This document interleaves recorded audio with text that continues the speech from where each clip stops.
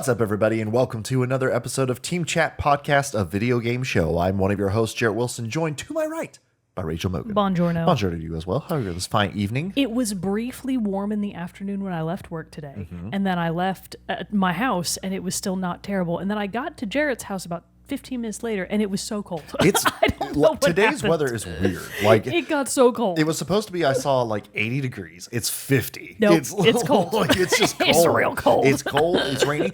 That rain we got yesterday. They were like, it's going to rain a little. It rained fucking all day, really hard. Torrential. Like my backyard was flooding. There was pooling water happening. Yeah. And like I woke up to it raining, and it just kept going. And you'll see, like I was streaming Civ and everything, and was playing it, and I was just kept looking out the window, being like, man, it's still going out there. It's still going out we there. need it. It's been really hella dry, so definitely needed it. But We still, gotta it was. fill up our lakes if We do, we're gonna especially have after that, like the dam failed or whatever that was. Did you see that? here.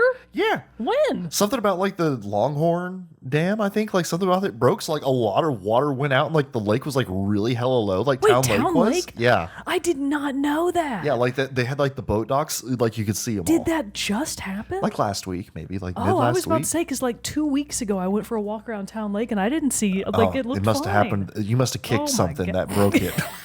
You're on your walk. Let me just kick this little loose bolt. Well, Boop. it's probably something they're doing because they're doing a bunch of construction on that bridge. Yeah. So it was definitely them and not me. But yeah, so boy. apparently a lot of water was lost. Yeah, so yeah, we definitely needed to refill then because we got to recover. Yeah. But that's neither here nor there. We're here to talk about video games, the ones we love, the ones we hate, and everything in between. And you can listen to us do that on podcast services around the World Wide Web, such as Apple Podcasts, Spotify, Amazon Music, and others. You can also watch a video version of each episode over on our YouTube channel. Links for all that are in the description below. And you can also join us on social media, Facebook, Threads, Instagram. You can join the Discord server where we have a lot of great conversation when we're not here recording the show. You can buy Team Chat merch at tpublic.com/store/Team Chat Podcast. And if you want to help make continue to support the show, help it grow, make it bigger and better, just like Allison H, Ark, Brandon W, Bro Mogan, Super Saiyan Ace, Erica L, Elisa, if you are so early for that, James K, Michael B, Michael S, Snooty Boots, Susan M, and Zach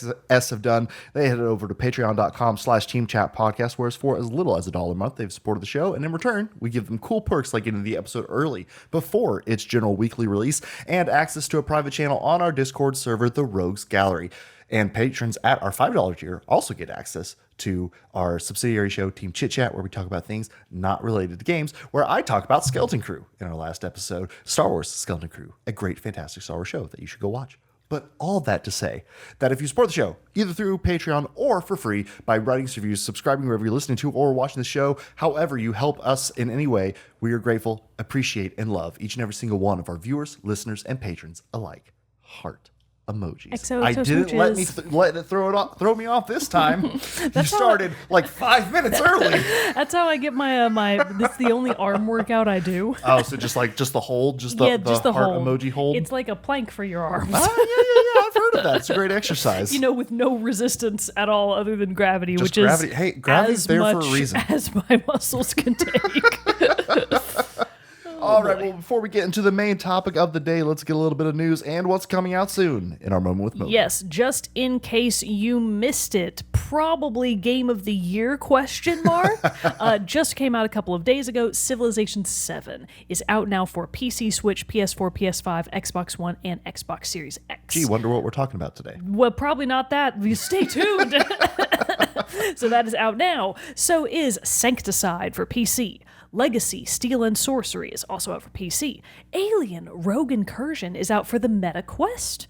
VR people, you're still getting games every now and then.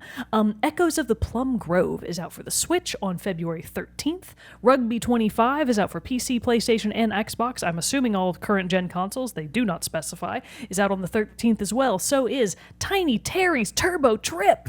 I don't know what that is, but I love the name. That's out for PlayStation and Switch. So, Snazinka, Sentinel Girls 2.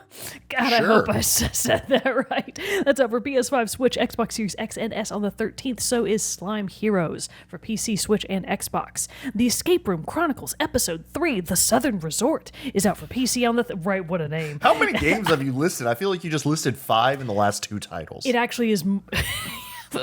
Anyways, it's a lot. That's out on the 13th as well. So is Urban Myth Dissolution Center for PC.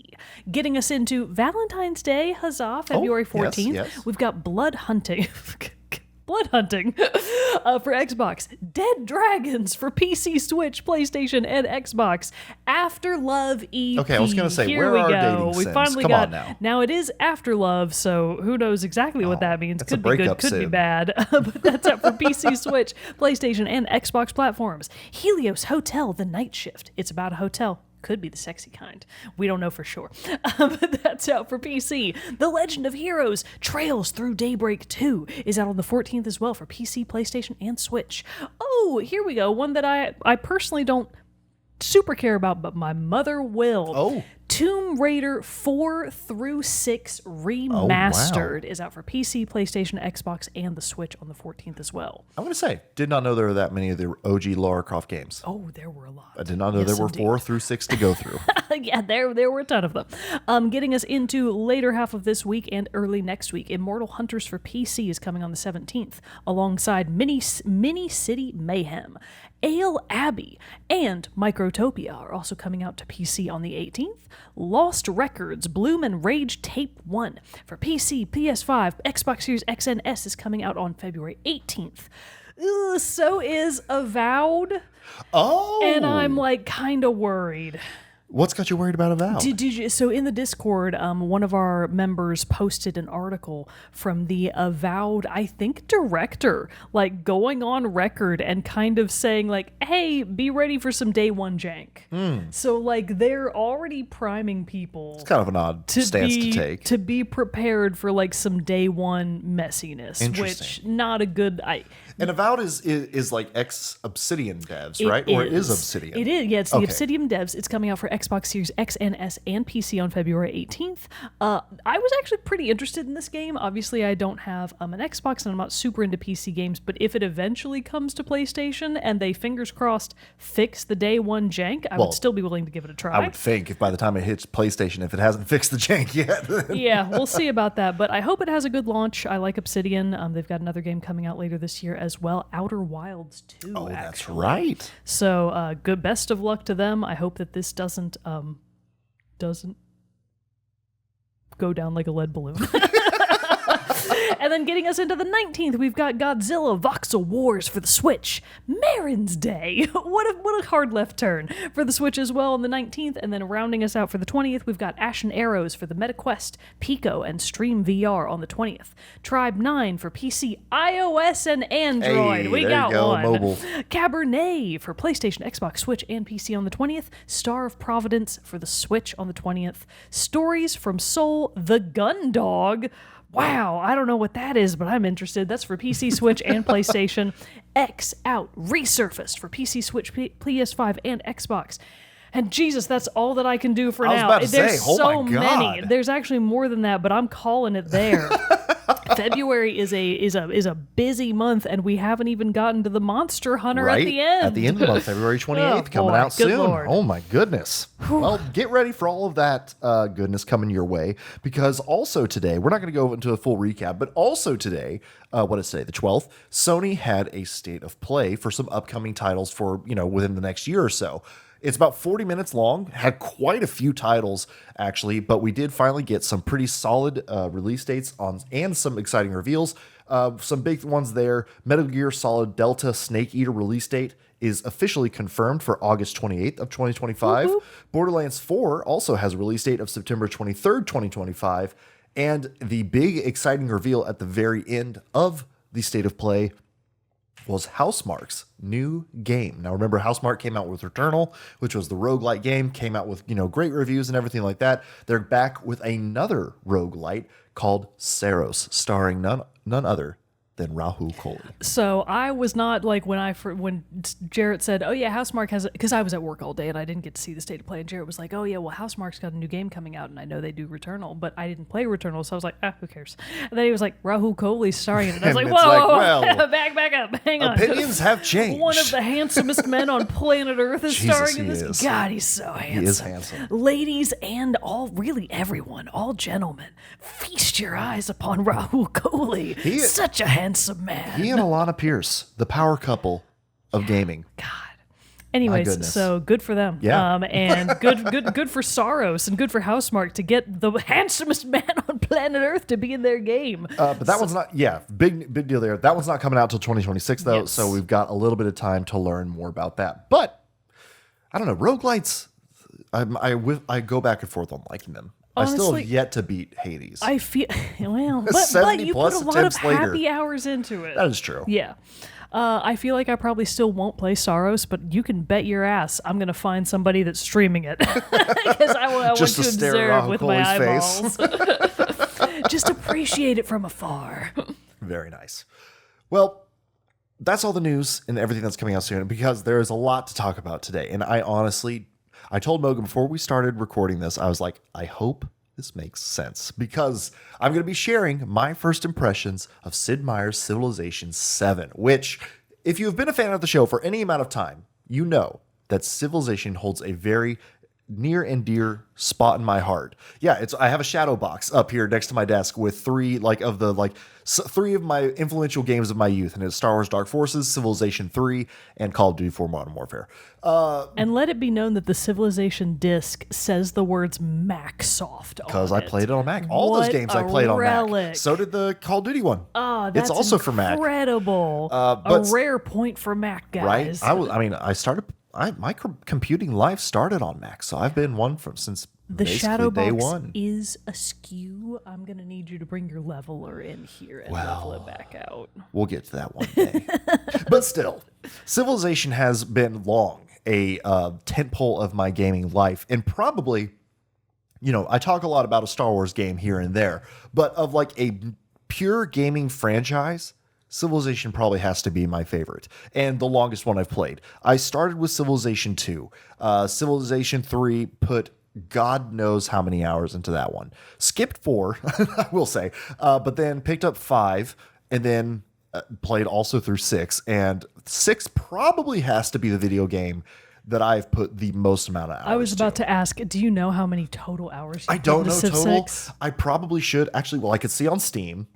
And you've played it on both Steam and the Switch. Yes. So whatever hours you've got on the Steam log, that's not even... And the Steam and Steam is nowhere close because this is only 136 and a half hours. Only. And that's on Steam.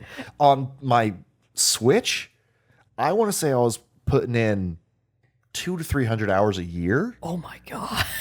So Wow. I've spent some time.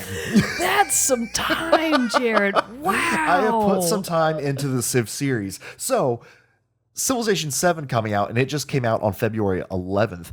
I've obviously been waiting with bated breath for this game. And, they announced it, I believe it was last summer. So, like, the actual official announcement to release was not very long, which is great. Yeah, love that. It's actually very funny. There's been a thing in the Civ subreddit. User Ursa Ryan, you know what? No, it's longer than I think it's been because of this story. But this user, Ursa Ryan, said, drawing Civ 6 horribly every day until Civ 7 is released. And he did 600 days or something like that. Wow. But because he started it and then it was a few months later, they were like, hey, here's when Civ 7's actually coming out. And he's like, oh, thank God. I have an end date. But it was really funny because seeing all his various memes and drawings that he did. But then the Civ team actually started referencing him in their ads and stuff on Reddit that's and different stuff like funny. that. He got was included in their launch day streams with a whole bunch of other Civ personalities and stuff like that. Nice. So it was really fun to see. How good were his drawings? All this, I mean, they were MS Paint, stick figure stuff, but oh man, they were funny if you knew the game at all. But so all this to say, the arrival of Civilization 7 has been long awaited, and with any new entry into a treasured franchise such as this, you always have a bit of hesitation, trepidation of oh boy, I hope it's good. Yeah. I hope it carries on the mantle. And this is first impressions. I am not anywhere close to finishing my first game yet. This is only 2 days or a day after the game officially released.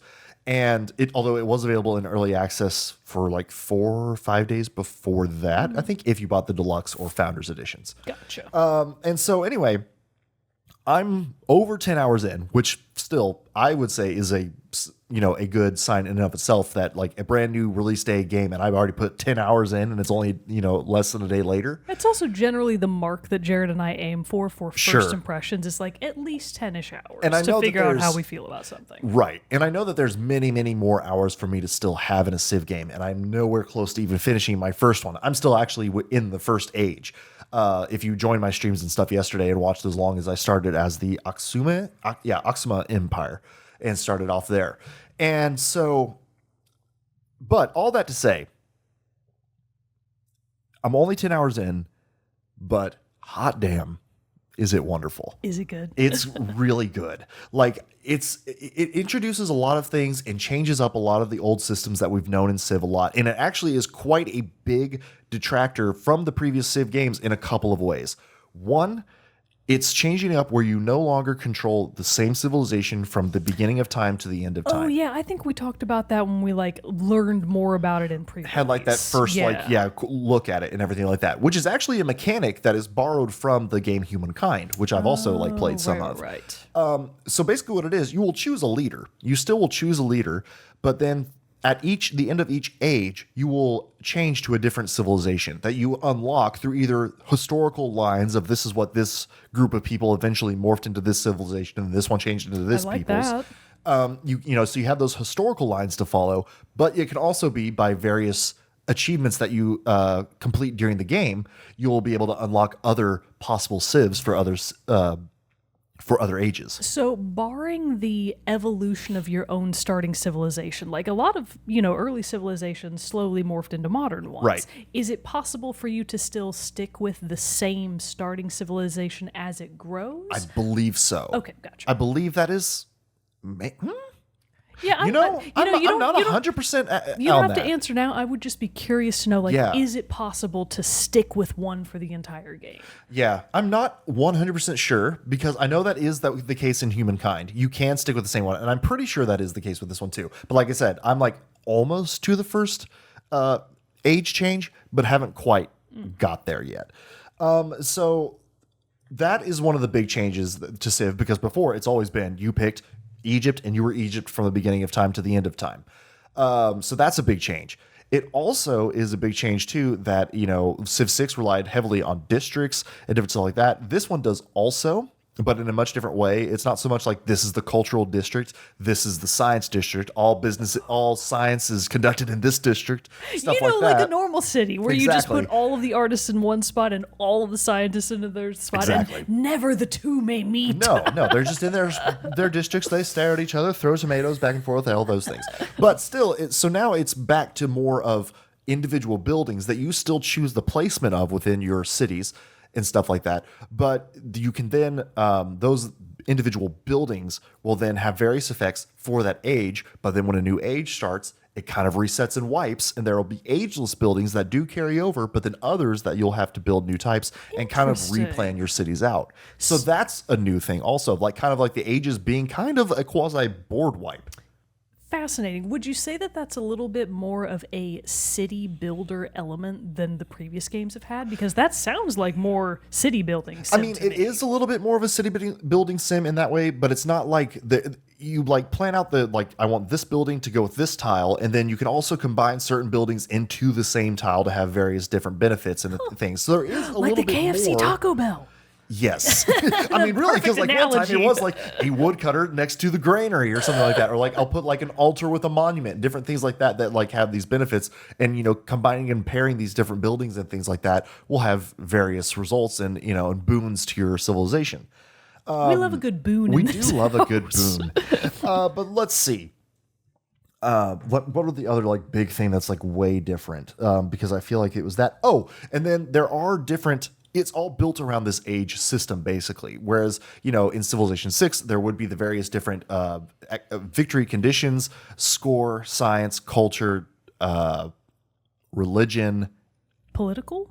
diplomacy. Yes, Diplomacy. thank you. And, this one does it kind of like pares it down to where there's more of, it seems to be like a culture, science, military, and economic, which is fun because economic has never been a victory condition before. Which Interesting. I do find very interesting. I find very interesting and also very like relevant to the now Right. because how are not all, but like what's the main thing that everybody's always complaining about nowadays? Whether or not China and or India are going to surpass the U.S. in economic power. Right. So like that's very much like the concern of the day is Right. who's got the most relative economic power. Well, and because it makes sense that money is obviously a big part of civilization. Like you use it to buy buildings outright instead of using their normal like production per turn cost. You can do that with units and different stuff like that.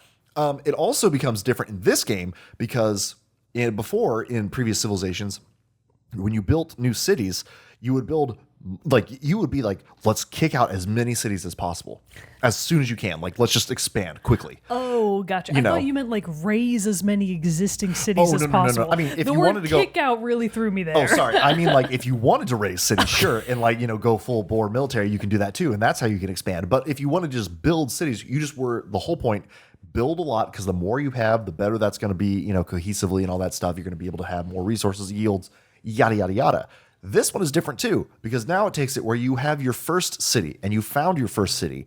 But in the early game, you were limited to 3 settlement cap. So like you could explain that to me like I'm in the first grade. So basically, you can't have more than 3 cities. Oh, or okay, you're going to start incurring penalties. I see. Oh, interesting. Like you'll start losing famines. happiness, foods, and different stuff like that. Overpopulation and stuff. Fascinating. And you can unlock more settlement limits by different civics and technologies that you can research along the way. Because all of that stuff, I will say that I realize I'm jumping in deep and everything. But one of the things that I do want to say about this game is that it does, while it has these very different mechanics and very new mechanics that other Civ games haven't. If you are a returning Civ player, like if you played Civ 6, and this is what I was kind of afraid of, I was like, man, is this going to have like reinventing the wheel? Is that what this is going to feel like? Like, because it looked so different with some of these different things and these different changes. But that's what's wonderful is it still has that very Civilization feel to it. So if you've played a previous Civilization, concepts are going to make sense. There's going to be carryover, and you kind of understand the basic synergies of how all these various currencies and resources. Deep lore gamer knowledge is coming in handy. And you're just kind of like, oh, okay. The basic principles are still the same, but they implement them in different ways. And that's what I kind of really love about this, that it is kind of a reinvigoration of the series by giving it these new mechanics and things that really make it different and stand out. But it still at its core has that key Civilization feeling that I'm coming back for. Nice. And so all that to say, Jerrett's notes are long. I'm looking at them and I'm nervous. It's not terrible. But let's see. What other stuff do I like about it? One that was just really fun and just a wonderful surprise that you love to see. They released it 3 hours early. I saw Bro Mogan like get on before you did, and I was like, "Bitch, how?" Well, he did. He jumped on my stream with me the other day. We were talking about it. He's also having a blast with it too. Of course he is. But he said that he did get the early access stuff, so he's been playing it for like a week already. Gotcha. But no, so same. You said in the Discord, you were like, happy Civ Day to all who celebrate, and I was like, I'm waiting until I figured I'm either staying up until 11 o'clock midnight to play, or I'm first thing in the morning I'm waking up. But then I had it pre-ordered, and I look at Steam and it says download, and I'm like, oh. Hit that button, and then it says play, and I say, hit that button too. Do you think like maybe an intern at the Sid Meier's office like accidentally hit release just as hair too soon? That would be really funny. I mean, I'm glad they did. Funny. And so yeah, they released the whole game 3 hours early, so I was able to get started on it earlier than I thought, which is awesome. But aside from all of the huge changes, with some of the gameplay and mechanic stuff, it also has an incredibly realistic and rich look and feel to its map and everything. Civ 6 kind of had a more like cartoonish look, I would say, to it, like a more of an animated I would almost say Pixar-ish look to it. As an observer of Civ 6 and not a player, it always looked like a board game board. Yeah. And this one looks like a real world, like 3D topographical map. Like and it's cool because it actually does have, in previous Civ games, like if you set a military unit on a hill or built a city on a hill, it would have better defensive ratings and stuff like that. But that was about it. But now you actually have the difference. You'll see the actual like elevation difference on the map, and then that does have actual like carryover into combat situations, just like it does in the old games, but still having the better like actual physical representation Nice. of the hills and everything like that. It just looks so good too, just to have a more 3D map that you're scrolling over, and you can zoom in super close too. You can see fish swimming around in the ocean, stuff like love that. that. It's so cool. It just feels so alive. You got to get that sweet, sweet high ground. Oh, hell just yeah. like Obi-Wan advised. And and you saying even that, like, you know, it looks like a board game board. It's Civ 6 does. Civ 7 kind of also has that because all the games operate on like a hex or square grid system. I was about to mention like the hexagonal tiles from Civ 6, which were very prominent, I feel like, at least visually speaking. Well, and in this one, I feel like they still are fairly prominent. You know, you can turn over an overlay to like really highlight the grid if you want to, but in this Civ game, and this is a thing in all Civ games too, that there's the fog of war. You know, you have to explore your map to reveal it. I remember this. In this one, though, you see all the tiles. The fog of war doesn't just look like a foggy, cloudy area. It looks like metallic hexes, and some will have like an inscription on it or something like that, like a scarab beetle, like an Egyptian hieroglyphic and stuff like that. And as you advance and reveal the map, they have like this really cool like pop animation where they like pop up and like sink down, and then the new tile reveals itself and stuff like that. It looks so good, but then it fills into this seamless, you know, complete looking map and world. I have a stupid question potentially. Yes. Is the map in Civ 7 A, randomized, or B, is it based on the real world map? Like, do you have a good idea of where Egypt always will be? No. Well, okay.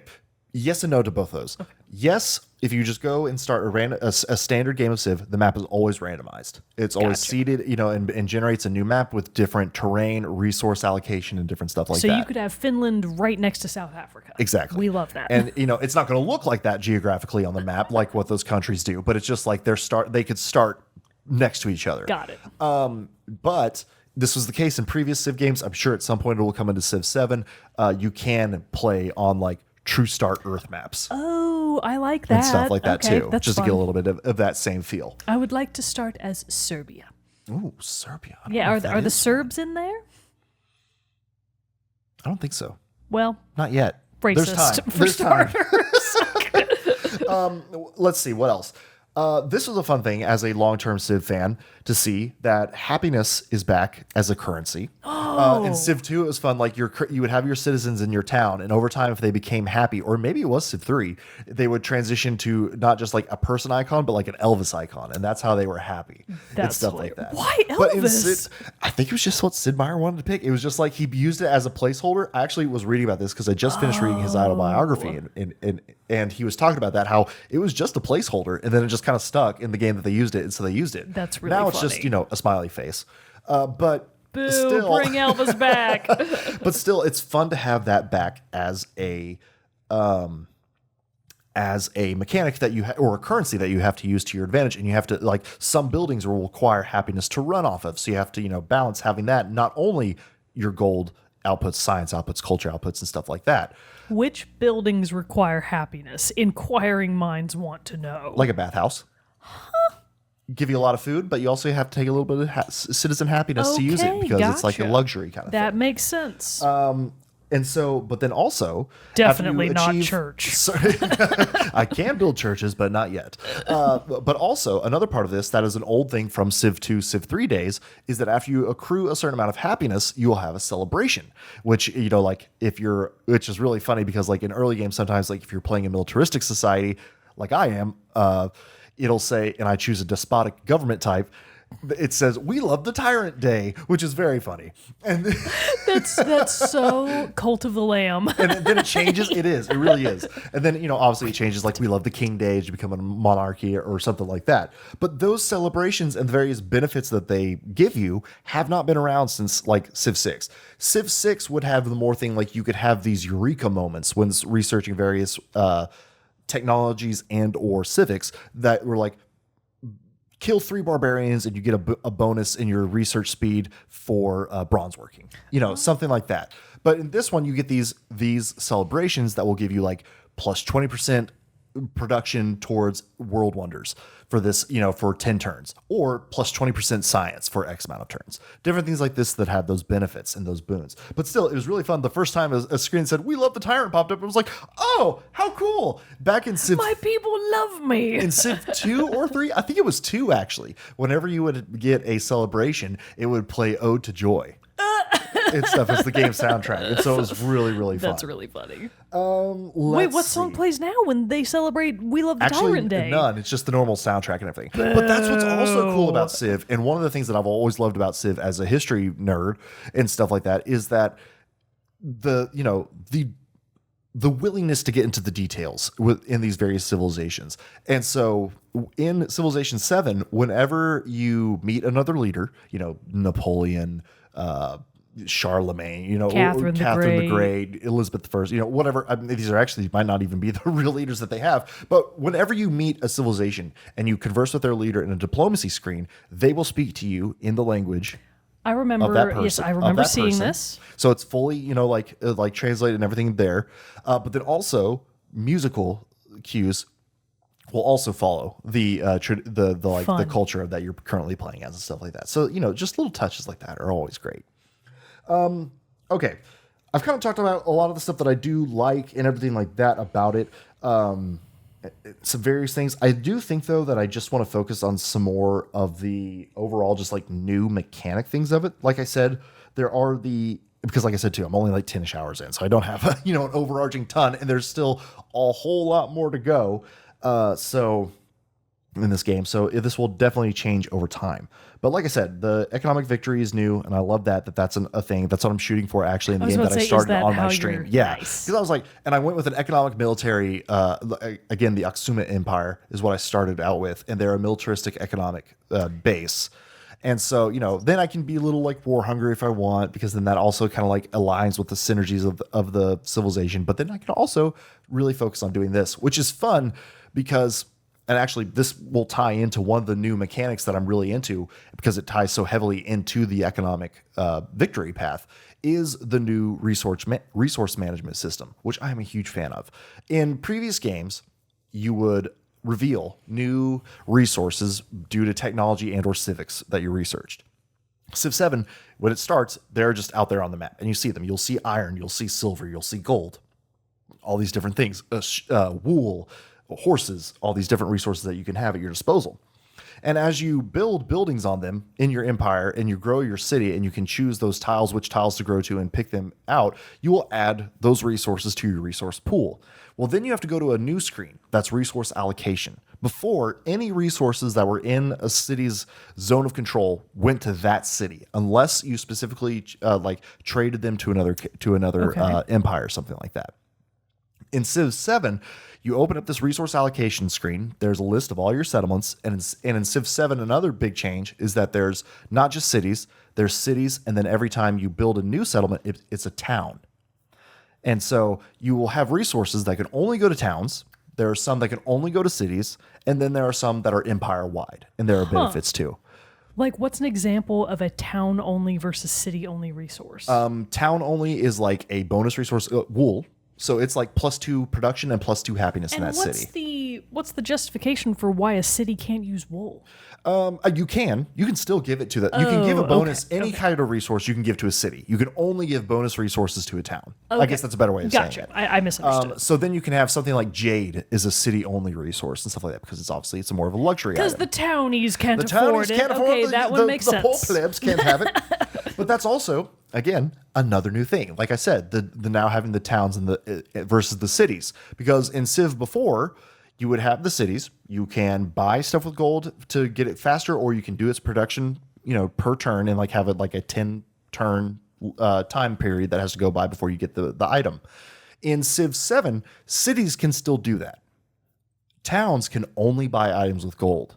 So it makes it more like you do have to really generate this strong economy, because if you want these towns to grow, other than just to be resource collectors, you want them to actually be growing their food, growing their production, stuff like that. You have to be buying these buildings, which can be like 120 to 200 something plus gold, for each one. So you're obviously trying to maximize and do all this various spending. But that's where the resource allocation comes in. because you have this screen and you can basically pick and choose and distribute your resources that you have available into these slots, which then follows the economic victory path of like, first you have to get 7 resources slotted, then 14, so on and so forth, to all these different things as you start uncovering further objectives. That's just how far I've gotten at this point. So I have a hypothetical question, Sure. and you might not be the best person to ask because of your long knowledge of the Civilization games. But everything that you just described to me, a non-Civ player, like at first, okay, yeah, that makes sense. All that stuff checks out. And then once you kind of got to the resource allocation and the difference between cities and towns and where things can go to certain things and certain screens, we have both encountered a lot of examples of games in the past that A, have overwhelming tutorials, or B, have tutorials that don't properly or like in a more understandable way explain game mechanics.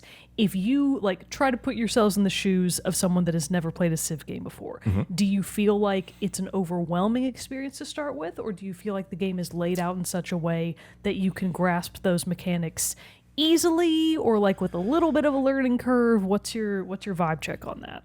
I will say, again, a kind of a yes and no to that, honestly. Yes, I do feel like that it does have a pretty good tutorial that's going to teach you all the basics to get you going. But I will say, and this is something I talked about with your brother, if You deeper talk to my mechanics, brother behind my back? I call him every day. That would be We just have a chat. I'm like, hey man, you driving home? Cool, let's chat. Anyways. But anyway, so we were talking about it, and that was the kind of thing. We liked the tutorial and that it does like set you up with some of the new things like that. But if you want a deeper dive, that's kind of more hidden. So some of this, so like, for example, I did pull up the resource allocation screen when I first used it, and it kind of like gives you an overview of this. But then it did take me a little bit to be like, wait, so why can't I put this resource into this slot? Like, it was very confusing to me, and it just kept being like, you have to have a new resource available. I'm like, oh, okay, so I have to get a resource before I can change my resources. That's not an uncommon Civ thing, because that's kind of like the policy cards that you get for you unlock them through your civic tree, give you various advantages and stuff like that you can pick and choose and switch them out. But you could only switch them out when you had a new one discovered. So I thought, okay, well, that makes sense. That's like it is. But then it was just like it was me trying to place a city resource into a bonus into a town, and it wouldn't let me. And that's what was causing the confusion, because I didn't understand. Oh, it took me a second to be like, oh, only bonus resources can go to towns. Either can go to cities. And I understand. And so then the thing is, too, as you go on in time, you can eventually turn your towns into cities for a gold. That makes sense. And stuff like that. But so, yeah, that will be what I would say would be like probably one of my biggest cons to the game. And in no way like a game breaker, like, oh no, I can't play this. But I would say that, yeah, some of the tutorial stuff is a little light to some of the deeper principles of Civ. And one of the things too that I would just love to see is like a UI update, is especially in like the intro leader screens, or when you're looking at things on your screen, they will have highlighted words or phrases. And normally, like, say Baldur's Gate, something like that, so you have a highlighted phrase, you can hover over it and it's going to give you more info on that. Right. Not the case. You have to go to the Civilopedia, which is in and of its own right a wealth of knowledge about the game. I was about to say, the fact that it's a pedia. It's very easy to search and all that stuff, but that's where you would then have to go to that and then search it. I would love a quick, like, little click and view situation kind of happening. So even Veilguard had that. That's true. Veilguard does have that. So yeah, so it is kind of a thing of like, I would love to have a little bit more help with just being able to be like, if I'm not familiar with this in the various things, because it is new, and there are things that I'm not familiar with, it would be nice if there were fewer barriers to finding out the answers that I was looking for. A peak concern for a person like me, so that's good to know. Yeah. Let's see. What else do we have new that I'm like really stand out? Oh, Civ 6 had barbarians and city-states that you would come in contact with. Barbarians were always, they're going to cause problems for you. They're going to attack you. It's in the name. They're going to just like, they're going to send like a horde of units your way. And depending on how the game goes, you're going to have to deal with that. And so, and either that can be crushing to early game, or that can be, just a fun way to like, grind out some experience or whatever like that for your units and civics and stuff through those Eureka moments and stuff that I was talking about. Then there would also be city-states that you could find. There were like independent civilizations that could be no bigger than one city. And they would grow and expand, have their own militaries, and act like their own certain thing. And you could ally with them by spending influence points and get various again, advantages and boons to your empire. This one changes it up a bit, where now there are just independent cities. Some independent cities you find will be friendly. Some will be hostile. And those hostile ones will act like the barbarians, where they will just come up, start attacking you. You can start attacking them. You can try to dispel it or go and take it over and disperse it and destroy it. Or you can leave it be and hope they don't mess with you. But then where it kind of like ties into the old city states of Civ 6, you can spend your influence, which is another like your diplomatic currency, basically. Right. You can spend that to befriend a independent city. And when it gets to a certain level, then they'll give you a gift. It'll be like, oh, cool, you are pretty cool. We'll hang out. We'll be friends. And then after a while, you become a suzerain of it, like a ruler of this city. And it's not a part of your empire, but it's like closely allied to you. Gotcha. And then you can continue to spend influence points to make that city-state grow, that independent city grow, become more powerful and stuff like that. What's cool about these is that in my game, I went up and I settled a city close to an independent city because I was like, this isn't going to be a big deal. In Civ 6, that didn't matter. Wrong. Civ 7, they were pissed. They were friendly and they became hostile. Oh, and no. they actually, who was it? It was called like Anda or something. I'm not sure. It was like just a small city. I'm not even sure if I'm sure it is a real place, but I wasn't familiar with it. And so then they actually wound up taking over that new town. You got conquered. And I was like, holy shit, this is so crazy. In Civ 6, if a city-state took out your town like that, I'm pretty sure it would just raise it and it would be gone. Oh. But this one is like, it actually could, so you could potentially be beaten out and like leave an empire of like an independent state kind of thing. So I was like, that's really cool. That's awesome. And I like that you can make them from enemy to friend or vice versa. And that just really helps that make it feel more alive. You said that city's name was Anda? I think so. ANDA? I'm just really curious to know if Maybe that's some ancient civilization real... of some kind. But then one of the other things that really set this game apart and make it have a little bit more life than all of the other, management tools and everything that you have, empire management that's normally just fun, is now there are narrative events that will pop up throughout the game, such as you find like a cave and you'll be like, oh, this cave is actually great. The locals in this area have been using this cave to store cheeses. Do you want to like learn their cheese making habits and to give you like plus 20 science, or do you just want to like take some cheese and move on and it gives you plus 30 food? So there's like little moments like that will then have like continuing storylines sometimes that pop up and continue to reveal themselves as the game goes on. Sometimes there could be like quests that pop up. Like I had one that was have a Persian military unit, an immortal, and it was like, kill a unit with an immortal. And that was like part of the thing, and then it got like some extra benefit from that, like a +1 attack or something like that. Once you did that, and then it's like, cool. Now have an immortal kill a cavalry unit, and it's like, okay, because then that'll give it another benefit. So there's all these little things and unlockable quests and things that you can find throughout the world, other than just discovering resources and stuff like that. It sounds like the kind of game that like what you're describing sounds like it would probably be a very satisfying gameplay loop. But also I'm just thinking, oh my God, that sounds like so much. That sounds overwhelming and to that's me.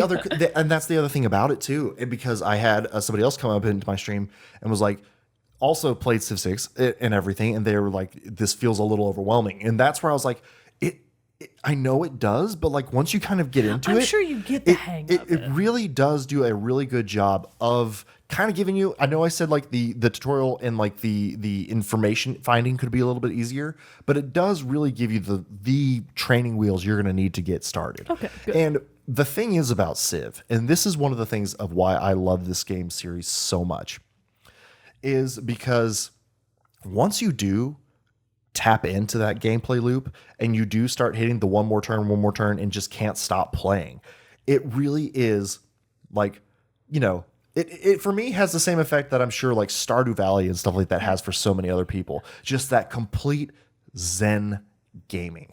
And for many years of my life, having and needing to have this game as a fallback for therapy, for Zen gaming and stuff like that, it has come in clutch. So it's one of those things that's like, it's so refreshing not only to see it just be a great game so far, again, in the limited 10 hours that I've spent so far, but it just still is great to see it also is going to succeed and hold up its legacy that I've held it in such high regard for already. Of being perhaps your peakest, flattest butt game. Oh, absolutely. Nice. 100%. And so, all this say, there's more I could go over and talk about.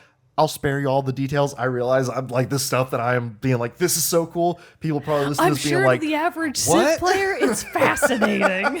But yeah, so I'm not, so, I'll save the rest of it for the full review and everything like that. But In 200 hours of gameplay. Yeah, I honestly don't know when it will be, but I've got it because I also realized, I wanted to get this and get our first impressions here, but then I also do for the rest of this week and weekend have to grind through the rest of Veilguard, so we can get that done because we have our review scheduled for that, so I got to get that done too. So there's a lot coming up, but still, I can already tell. Again, like I said at the beginning of this, I spent 10 hours within a day in a video game, and that Which for me is a lot. That does not happen in modern time That does not happen for currency. me. Good lord. Yeah. So it was, I can already tell it's going to be a time sink, but the best time sink possible. That's so 2 to 3 full Nancy Drew games. yeah, but see if you can play 2 to 3 Nancy Drew games in the time it takes me to play one game of Civ. Round of Civ.